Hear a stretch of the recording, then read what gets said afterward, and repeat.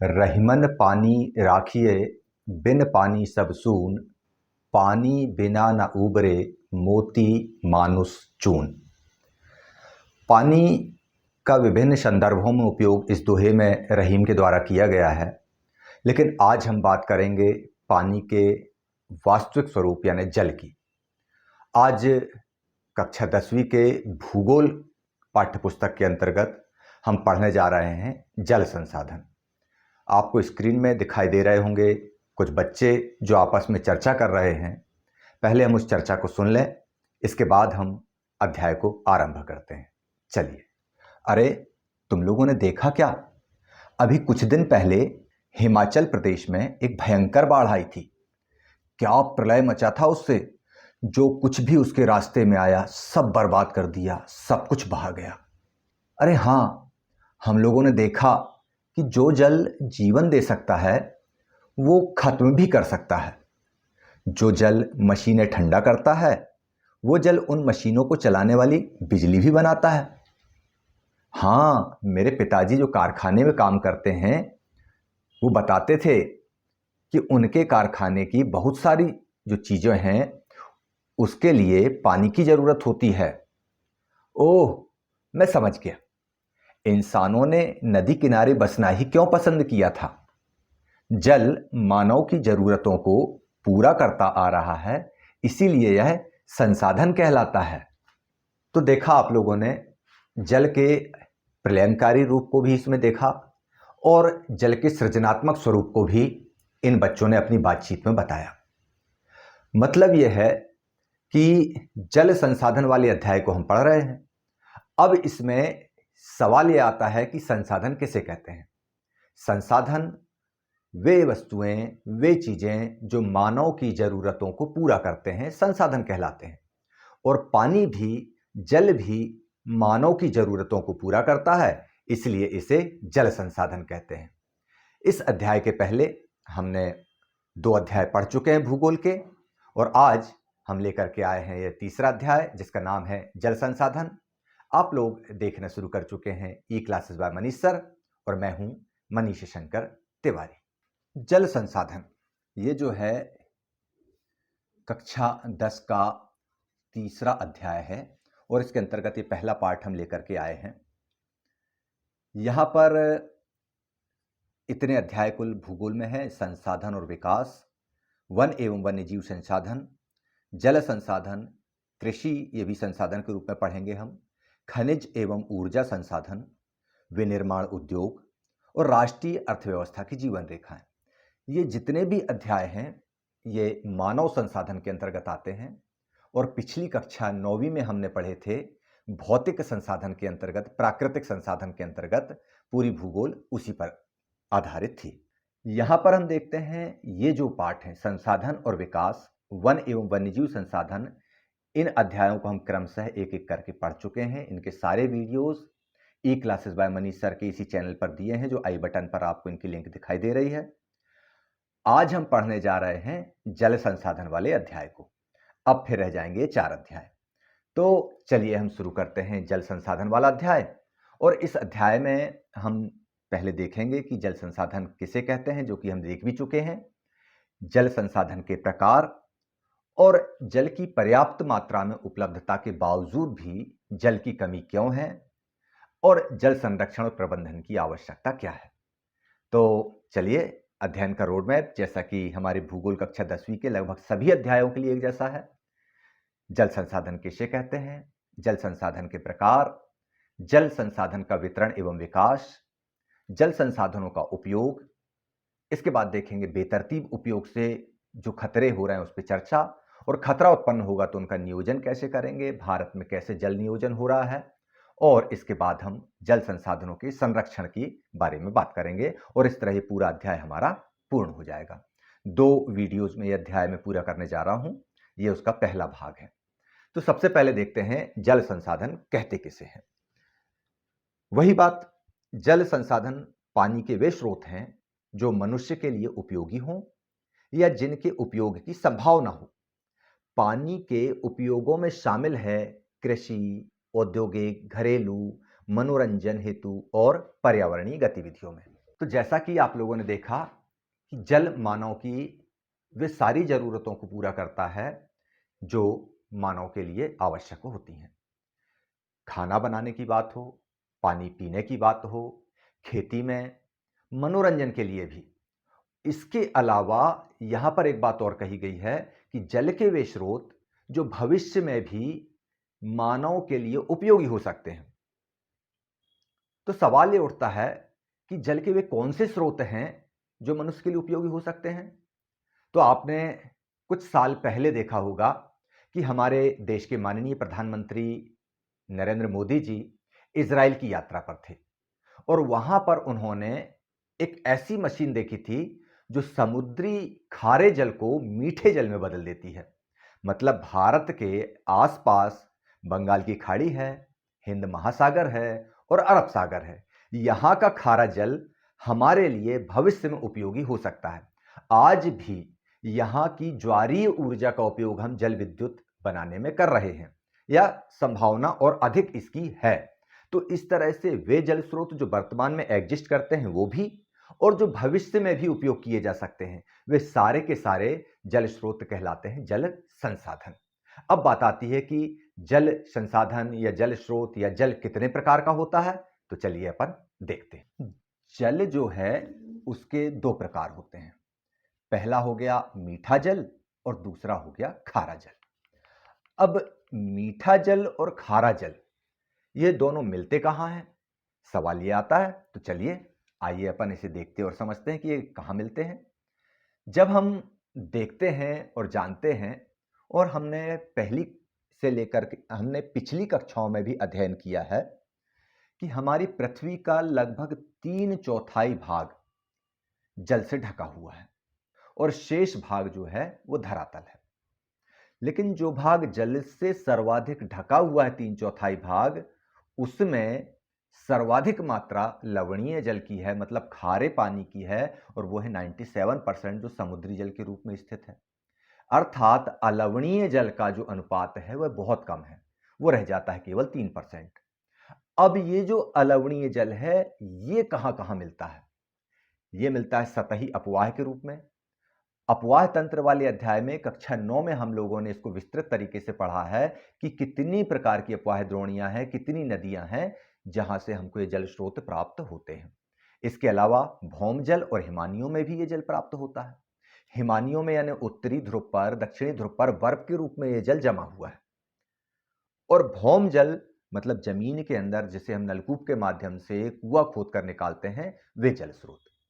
अब ये जो जितना भी जल है ये नवीकरण योग्य जल होता है और यह नवीकरणीय प्रक्रिया से पुनर्भरणीय जलीय प्रक्रिया द्वारा प्राप्त होता है। अब पुनर्भरणीय जलीय प्रक्रिया क्या है या जलीय चक्र क्या है, तो हम देखते हैं कि इसके बारे में हमने कक्षा 9 में भी बहुत अच्छे से पढ़ा हुआ है, जलवायु वाले अध्याय में, कि मानसून भारत में कैसे आता है। तो वही इसमें प्रक्रिया है कि जो समुद्र का जल है यह जो है वाष्पीकृत होता है। किसके कारण? सूर्य से ऊष्मा प्राप्त करके वाष्पीकृत होता है और ये वाष्प ऊपर की ओर उठती हैं और ये बादल का निर्माण करती हैं। फिर ये बादल धरातल की ओर बढ़ते हैं और पृथ्वी पर ये बादल बारिश करते हैं। फिर अपवाह के माध्यम से, नदियों के माध्यम से ये पानी वापस समुद्र में चला जाता है और फिर वाष्पीकृत होकर ये उसी तरह से प्रक्रिया करता है। मतलब जलीय चक्र इस तरह से चलता है और पुनर्भरण होता रहता है। मतलब सारा जल जलीय चक्र के माध्यम से इस तरह गतिशील रहता है, जिससे यह सुनिश्चित होता है कि जल जो है एक नवीकरण योग्य संसाधन है। परीक्षा में 1 नंबर का सवाल आ सकता है कि जल किस प्रकार का संसाधन है। जल एक नवीकरण योग्य संसाधन है। अब अपन देखते हैं आगे। इतना पानी है पृथ्वी पर। अब ये सारा पानी देख करके हमको लगता है कि जब इतना सारा जल है तो फिर अखबारों में बार बार ऐसा क्यों आता है कि यहां जल संकट है, वहां जल संकट है। जबकि एक बात और है, जल एक नवीकरण योग्य संसाधन है, बार बार आ रहा है, फिर भी जल का संकट है। ऐसा क्यों है? बल्कि कहा तो यह भी जा रहा है भैया कि 2025 आते आते 20 करोड़ लोग इस पूरे विश्व में जल की नितांत कमी झेलेंगे। कई लोग तो ये तक कह देते हैं कि अगला जो विश्व युद्ध होगा वो पानी की कमी के कारण हो, तो इसमें भी कोई अतिशयोक्ति नहीं है। तो ये जो जल की जो कमी है, ये जो पानी की कमी है, अत्यधिक मात्रा में पानी की उपलब्धता होने के बाद भी जल कम हो रहा है, यही कहलाता है जल दुर्लभता। जल दुर्लभता की परिभाषा मान लो आपको लिखने को आ जाए, 1 नंबर का 2 नंबर का प्रश्न आ जाए कि जल दुर्लभता कहते किसे हैं, तो बेझिझक लिखिए पानी की कमी को, जल की कमी को। जल की कमी मतलब जल की उपलब्धता जो है वह कम हो, तो वह कहलाता है जल दुर्लभता। तो चलिए जल दुर्लभता, जल संरक्षण और प्रबंधन की आवश्यकता पर हम चर्चा करते हैं। जल दुर्लभता की अगर हम बात करते हैं तो जल के विशाल भंडार, हम देखते हैं जल के विशाल भंडार कहाँ हैं, ये हम देखते हैं यहाँ पर, ये बंगाल की खाड़ी हमको यहाँ पर दिखाई देती है, बंगाल की खाड़ी। इस तरफ आते हैं हमको अरब सागर दिखता है, इधर नीचे आते हैं हमको हिंद महासागर दिखता है। जल पर्याप्त मात्रा में उपलब्ध है। इसके अलावा अगर हम अपवाह तंत्र की बात करें, इसके साथ साथ हम अपवाह तंत्रों की बात करते हैं तो देखते हैं सिंधु नदी का अपवाह तंत्र पूरे पश्चिमोत्तर भारत में दिखाई देता है। इसके बाद मैदानी क्षेत्र में देखते हैं गंगा का अपवाह तंत्र है, इधर अपन देखते हैं ब्रह्मपुत्र का अपवाह तंत्र है, फिर नर्मदा महानदी गोदावरी का अपवाह तंत्र हमको नजर आता है, कृष्णा और ताप्ती भी दिखाई देती हैं। इसके बाद कावेरी का जो अपवाह तंत्र है, अपवाह द्रोणी क्षेत्र है, वो दिखाई देता है। पश्चिमी भारत की नदियां हैं, लूनी माही इत्यादि दिखती हैं, साबरमती का बेसिन वाला एरिया दिखता है। इधर अपन पूर्व तटीय नदियां देखते हैं। अब पूरे भारत के नक्शे में आप देख रहे होंगे कि लगभग नदी तंत्रों ने, अपवाह तंत्रों ने इसको ढका हुआ है, मतलब जल के विशाल भंडार है, जल नवीकरण योग्य संसाधन भी है। अब लेकिन सवाल ये आता है कि फिर जल दुर्लभता का सामना क्यों करना पड़ रहा है, सोचना बड़ा मुश्किल हो जाता है। लेकिन जैसे ही हम जल की कमी की बात करते हैं, हमको राजस्थान दिखाई देने पड़ता है। राजस्थान के मरुस्थल से, उन धोरों से गुजरती हुई वे महिलाएं जो मटके को एक के ऊपर एक साधी हुई, चलती हुई, संतुलित करती हुई दिखाई देती हैं, लंबा लंबा रास्ता तय करती हैं, वो दिखाई देने लगता है। ये राजस्थान का भाग दिखता है। एक तरफ हमको लेह लद्दाख का शीत मरुस्थल दिखाई देता है, वहां पर भी वर्षा कम होती है। इधर पश्चिमी तटी का जो वृष्टि छाया प्रदेश है वह भी हमको दिखाई देता है कि अल्प वर्षा वाला क्षेत्र है। यहां पर पानी की विशेष कमी है। अब सवाल ये आता है कि ये जो पानी की कमी है इसका कारण क्या है, यहां पर जो पानी आ रहा है इतना कम क्यों है। तो पानी की कमी के दो कारण हमको समझ में आते हैं। एक कारण तो प्राकृतिक कारण है। प्राकृतिक कारण क्या है कि वार्षिक और मौसमी परिवर्तन के कारण जल संसाधनों की उपलब्धता समय और स्थान के अनुसार अलग अलग हो सकती है। चेरापूंजी में भरपूर बारिश हो रही है, मरुस्थल में बारिश का परसेंटेज कम है, लेह लद्दाख में परसेंटेज कम है। और ये अपन यहां से देख सकते हैं कि ये जो एरिया है, ये लेह लद्दाख वाला ये वाला पार्ट है, यहां पर बारिश कम होती है, ये प्राकृतिक कारण है। ये वाला इधर अपन देखते हैं, ये लगभग मरुस्थलीय जो भारत का रेगिस्तान है, यहां बारिश कम होती है अरावली पर्वत के कारण। और ये पश्चिमी घाट के ये जो भाग हैं वृष्टि छाया प्रदेश वाले, यहां पर बारिश कम हो रही है। तो ये प्राकृतिक कारण है। अच्छा, यहां बारिश कम हो रही है, क्यों कम हो रही है, इसके बारे में अगर आपको डिटेल में जानना हो तो कक्षा 9वीं का जलवायु वाला अध्याय देखिए, उसमें मैंने बहुत डिटेल में बताया है कि राजस्थान में, लेह लद्दाख में ये वृष्टि छाया प्रदेश क्या होता है, बारिश कम क्यों होती है, बताया गया है। लेकिन प्राकृतिक कारणों से कम हो रहा है, ये अपनी जगह है। सवाल ये उठता है कि एक और कारण है, वो है मानवीय कारण। हम मनुष्यों के वजह से भी अधिकतया जल की कमी देखी जाती है।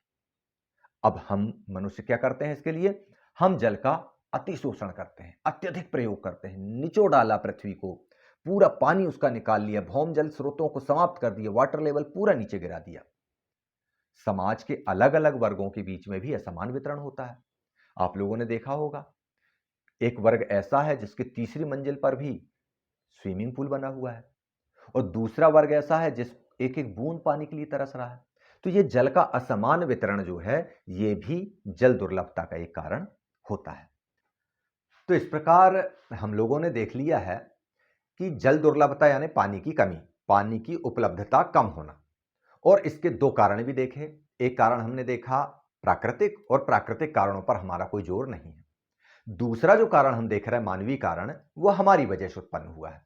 तो वो जो मानवीय कारण है यानी जल के बेतरतीब उपयोग और उससे उभरते खतरे, इन पर भी अपन चर्चा करेंगे। लेकिन अभी जल दुर्लभता के अन्य कारकों पर भी हम चर्चा कर लें कि कई बार ऐसा होता है कि कुछ स्थान ऐसे होते हैं जहां जल की पर्याप्त उपलब्धता है, इसके बावजूद भी वहां पर जल दुर्लभता की स्थिति बनी रहती है। चलिए आइए अपन उसे भी देखते और समझते हैं। क्या यह संभव है कि किसी क्षेत्र में प्रचुर मात्रा में जल संसाधन उपलब्ध हो, बहुत पानी उपलब्ध है, इसके बावजूद भी वहां जल दुर्लभता हो? हमारे बहुत सारे शहर इसके उदाहरण हैं। जैसे ये चित्र में आपको दिखाई दे रहा है कोलकाता। यहां पर जब बाढ़ की स्थिति बनी तो पानी पानी दिख रहा है, लेकिन ये बालक जो है, जो चित्र में दिखाई दे रहा है, ये पीने वाले पानी के संकट से गुजर रहा है। इसको पीने के लिए पानी नहीं मिल रहा है, मतलब जल की अत्यधिक उपलब्धता होने के बावजूद भी यहां पर जल दुर्लभता की स्थिति है। इसके अलावा जल दुर्लभता के और भी अनेक कारण हैं, जो कि आपको ये दिखाई दे रहे हैं। कम वर्षा वाले क्षेत्र, जिन पे हमने चर्चा की, राजस्थान, लेह लद्दाख और वो पश्चिमी घाट के वृष्टि छाया वाले क्षेत्र। जल का अतिशोषण, जल का अतिशोषण कैसे कर रहे हैं हम? सिंचाई और उद्योगों में सबसे ज्यादा हम मीठे पानी का उपयोग कर रहे हैं, मीठे जल का उपयोग कर रहे हैं। ये अति सिंचन वाली प्रक्रिया कहां हो रही है? पंजाब में। हमने पिछले अध्याय में पढ़ा है, संसाधन और विकास वाले अध्याय में, कि भूमि का जो निम्नीकरण होता है वो अति सिंचन के कारण भी होता है। और अति सिंचन कहां होगा? जहां जल अधिक होगा। उद्योगों की स्थापना में भी मीठा जल लगता है और फिर केमिकल वाला पानी जो है बाहर निकलता है और वो फिर किसी काम का नहीं रहता। अत्यधिक प्रयोग, बढ़ती हुई जनसंख्या का भोजन में, कृषि में, इसमें आपूर्ति करने के लिए जरूरत पड़ती है, उसमें भी पानी का उपयोग होता है। इसके अलावा विभिन्न सामाजिक समूहों के बीच में भी जलीय विभाजन हमको दिखाई देता है। और ये अपने को कैसे दिखता है? देखते हैं। अत्यधिक प्रयोग की बात करें हम तो सिंचित कृषि में जल का सर्वाधिक उपयोग होता है। कैसे होता है? सिंचित कृषि में हम देखते हैं कि लोग अपने 10 एकड़ का खेत है मान लो, और उस खेत में 2-3 नलकूप खुदवा दिए। अब वो सारा पानी जमीन से निकलते जा रहा है। तो सवाल ये आता है कि अगर खेती करना है, इतनी बड़ी जनसंख्या का पेट भरना है, तो फिर पानी कहां से लें? पानी है तो सिंचाई तो करना ही पड़ेगा। लेकिन नहीं, जिस तरह से हमने हरित क्रांति के बारे में पालमपुर गांव की कहानी में हमने पढ़ा था कि हरित क्रांति ने पुरातन पद्धति की कृषि को रिप्लेस किया था, ऐसे ही अब वक्त आ गया है नई सिंचाई क्रांति लाने का, कृषि क्षेत्र में एक नई क्रांति लाने का, कि ऐसी पद्धति अपनाई जाए जो शुष्क कृषि तकनीक को बढ़ावा दे, सूखा प्रतिरोधी फसलों का विकास किया जाए, मतलब ऐसे उन्नत बीज तैयार किए जाएं जो अत्यधिक कम पानी में भी अच्छी उपज दे सकें। हमने टेलीविजन में देखा है, बहुत सारे जो किसान हैं वो अपने खेतों में निजी कुएं बनाए हुए हैं, नलकूप बनाए हुए हैं, और इससे सिंचाई करते रहते हैं, अपनी सिंचाई से उत्पादन बढ़ा रहे हैं। लेकिन हर खेत में हर किसान अगर ये करने लगेगा तो इसका परिणाम सोचा आपने क्या होगा? इसका परिणाम होगा भूजल स्तर में कमी, जैसा कि आपको ये दिखाई दे रहा है। एक दिन धरती के अंदर जल पूरा नीचे की तरफ चला जाएगा और नलकूप केवल गर्म हवा छोड़ने लगेंगे। तब क्या होगा? फिर स्थिति बड़ी विकट हो जाएगी। जल की उपलब्धता की कमी मतलब भोजन सुरक्षा खतरे में पड़ना। अब ऐसी स्थिति जब बनेगी, खेत बंजर हो जाएंगे, फिर क्या करोगे? तो इसके लिए हमने सस्टेनेबल डेवलपमेंट की बात भी हमने की है संसाधन और विकास वाले अध्याय में। यहां से आपको समझ में आ रहा होगा इस उदाहरण को देख करके कि सस्टेनेबल डेवलपमेंट मतलब सतत पोषणीय विकास क्यों आवश्यक है। चलिए, खैर उसको हम वहां पढ़ चुके हैं। यहां पर हम देखते हैं जल का अतिशोषण। जल का अतिशोषण किस तरह से होता है? तो हमारा ये जो अंग्रेजी शासनकाल था, औपनिवेशिक दौर था, जब उसके बाद भारत आजाद हुआ, और जब भारत आजाद हुआ तो भारत में औद्योगिकरण हुआ। औद्योगिकरण के साथ साथ शहरीकरण हुआ, और औद्योगिकरण और शहरीकरण का परिणाम यह है कि उसकी वजह से 1991 से हमारे देश में उदारीकरण का दौर आया और बहुराष्ट्रीय कंपनियों के औद्योगिक घराने हमारे देशों में आए, अलग अलग देशों में आए, और उद्योगों की संख्या बढ़ने लगी। अलग अलग बहुराष्ट्रीय कंपनियों ने पूरे देश में, पूरी दुनिया में उद्योगों का जाल फैला दिया। अब ये उद्योग क्या करने लगे? अलवणीय जल मतलब मीठे जल संसाधनों पर दबाव डाल रहे हैं। ये जितनी भी फैक्ट्रियां हैं, इनसे निकलने वाला पानी, आखिर ये फैक्ट्रियां समुद्र किनारे तो है नहीं, जल स्रोतों के किनारे हैं, और ये जो फैक्ट्रियां हैं, ये मीठे जल के स्रोत को खराब करने में महत्वपूर्ण भूमिका निभा रही हैं। पूरा कूड़ा करकट, पूरा रसायन, पूरे गंदे कनस्तर, सारा का सारा हम उस पानी में डाल रहे हैं। मतलब उद्योगों का सर्वाधिक दबाव इन जल संसाधनों पर पड़ रहा है। इसके साथ साथ हम देखते हैं कि ये जो उद्योग हैं, इन उद्योगों के लिए जो आवश्यक बिजली की आपूर्ति है, वो बिजली की आपूर्ति कहां से होती है? यह बिजली की आपूर्ति सर्वाधिक बांधों से, मतलब जल विद्युत परियोजनाओं से होती है। इसका मतलब फैक्ट्रियों को ऊर्जा की जो आपूर्ति हो रही है वह जल विद्युत के माध्यम से हो रही है, और उसी जल स्रोत को ये खराब भी करते जा रहे हैं। आज के समय में अगर हम देखें, वर्तमान भारत में जितनी भी बिजली हमारे पास उपलब्ध है, कुल बिजली का लगभग 22% भाग हमें जल विद्युत से ही प्राप्त होता है। नोट करने वाली चीज है ये, एक नंबर का सवाल बन सकता है। वैसे भी एमपी बोर्ड में ये वाला अध्याय एक नंबर का है। यानी जितनी भी बिजली भारत देश में बन रही है, उनमें सर्वाधिक 22% भाग जल विद्युत का है। अब इसके अलावा बढ़ती हुई जनसंख्या और शहरीकरण के कारण जीवन शैली में बदलाव आया है। अब ये जो बढ़ती हुई जनसंख्या है और ये जो बढ़ती हुई जीवन शैली है, इसका असर ये दिखाई दे रहा है आपको टीवी पर या आपकी स्क्रीन पर। बिजली का उपयोग आप कर रहे हैं, तो जैसे कि आपने अर्थशास्त्र के पहले पार्ट में पढ़ा था, विकास वाले में, कि किसी का विकास किसी के लिए विनाशकारी साबित होता है।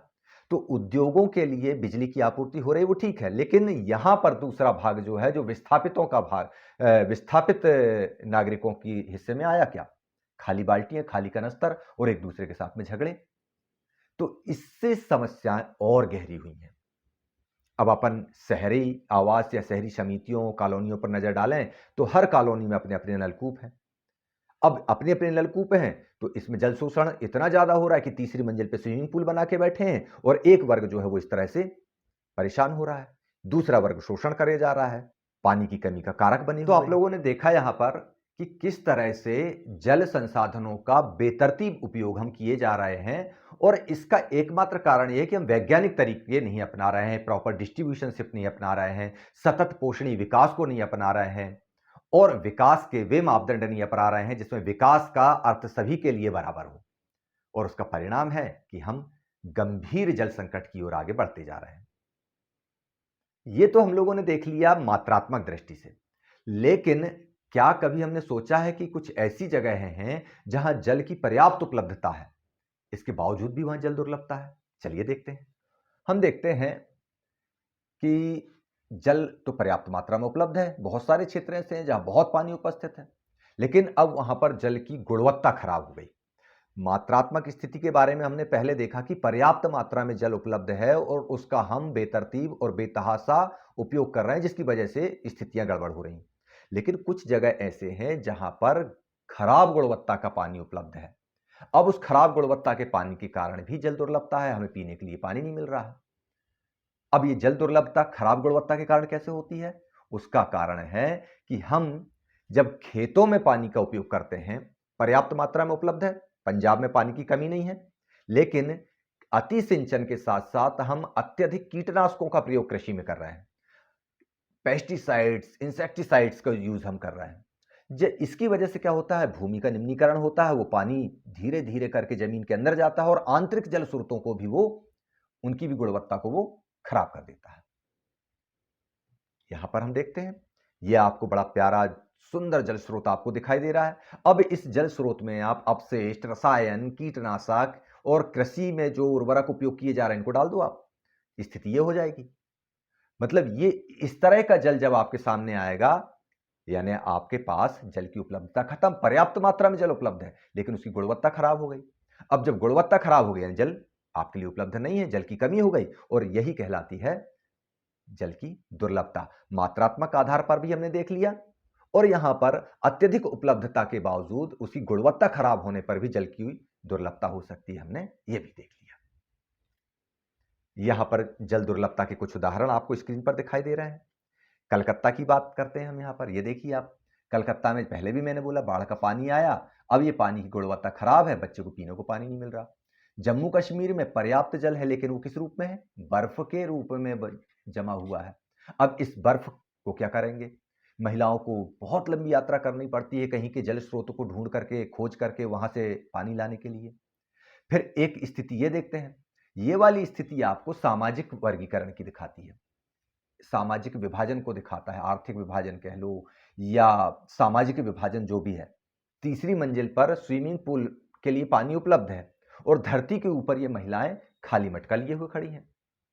मैंने इसके पहले आपको बताया था इजराइल का उदाहरण देते हुए, इजराइल के उदाहरण देते हुए मैंने बताया था कि 25 सेंटीमीटर वर्षा होती है वहां पर साल भर में कुल, और वो 25 सेंटीमीटर बारिश होने के बावजूद भी वहां पर पर्याप्त मात्रा में जल की उपलब्धता है, जल सुलभ है, वहां जल दुर्लभ नहीं है। भारत में 114 सेंटीमीटर बारिश हो रही वार्षिक, जल दुर्लभता की स्थिति है। उसके कारण वही हैं जो पीछे हमने इस वीडियो में देख लिए हैं। तो यदि हम जल के उपयोग को नियंत्रित कर लें, उसका डिस्ट्रीब्यूशन को प्रॉपर मैनेज कर लें, तो ये सारी समस्याएं खत्म हो जाएंगी। अब इसमें प्रश्न बनता है, इजराइल में वार्षिक वर्षा का क्या औसत है? 25 सेंटीमीटर। भारत में कितनी वार्षिक वर्षा होती है? 114 सेंटीमीटर। एक एक नंबर के सवाल बन सकते हैं, नोट कर लीजिए।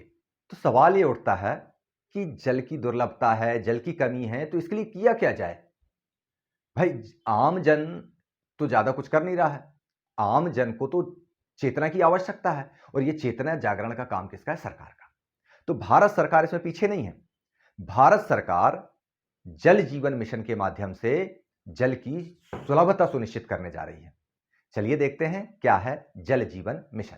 ग्रामीण क्षेत्रों में रहने वाले लोगों को पर्याप्त मात्रा में गुणवत्ता आधारित जल उपलब्ध हो, यह सर्वोच्च प्राथमिकता निर्धारित करने वाला एक मिशन है, जल जीवन मिशन, जिसका स्लोगन है हर घर जल। और इसके अंतर्गत सबसे बड़ी बात क्या है कि गांव में प्रॉपर तरीके से पानी उपलब्ध हो, वहां खुशहाली आए, उसके लिए प्रति व्यक्ति 55 लीटर पानी उसको उपलब्ध हो, यह सुनिश्चित किया जा रहा है। और ये पीने योग्य पानी उसको उपलब्ध कराने के लिए विभिन्न योजनाएं चलाई जा रही हैं। हमारे यहाँ पर भी नरसिंहपुर जिले में नर्मदा नदी का पानी जो है वो घर घर पहुंचाया जाए, उसके लिए लाइनें डल रही हैं, पाइपलाइंस डल रही हैं, ये काम हो रहा है। नरसिंहपुर जिले में ही साईखेड़ा तहसील है एक, और साईखेड़ा प्रॉपर में एक वाटर ट्रीटमेंट प्लांट लगा हुआ है। पूरे साईखेड़ा नगर का जो सीवरेज का पानी है, जो गंदा पानी है, वो इकट्ठा होकर के उस ट्रीटमेंट प्लांट में जाता है और वहां से उसकी गुणवत्ता में सुधार करके वापस उस पानी को जल स्रोतों की तरफ छोड़ दिया जाता है, ताकि वह कृषि में सिंचाई के लिए उपयोग में लाया जा सके।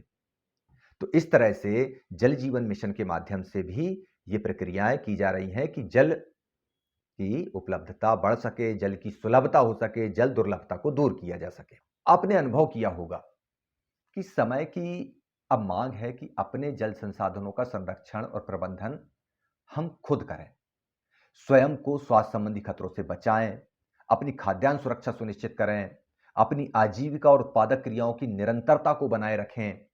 इसके लिए फिर वही चीज कहेंगे कि भूमि का निम्नीकरण हो या प्राकृतिक पारितंत्र का निम्नीकरण हो, उसको बचाएं, और इसके लिए हम सतत पोषणीय विकास को अपनाएं।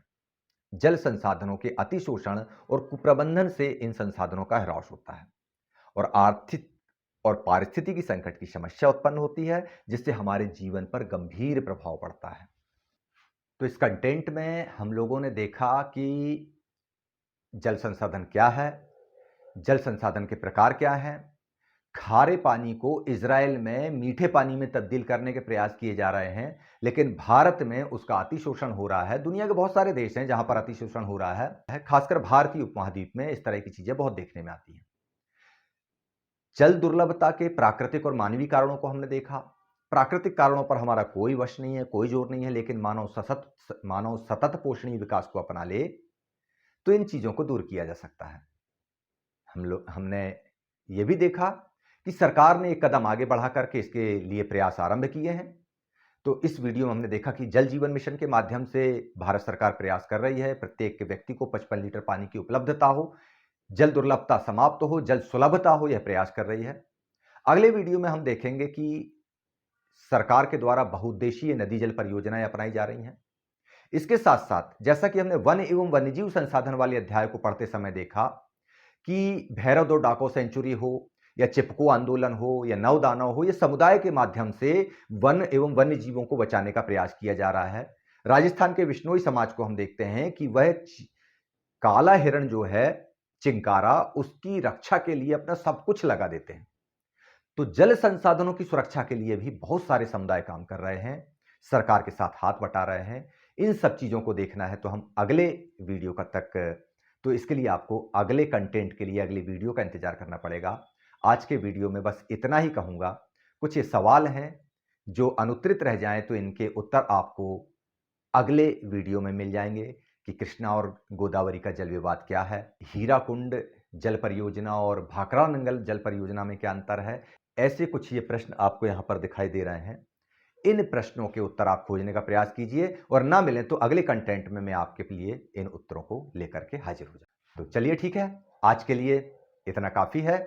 तो जल संसाधन वाला अध्याय का ये पहला चैप्टर आज समाप्त हुआ। तब तक अगले वीडियो के लिए आप इंतजार कीजिए और देखते रहिए ई क्लासेस बाय मनीष सर, और मुझे इजाजत दीजिए। जय हिंद, जय भारत।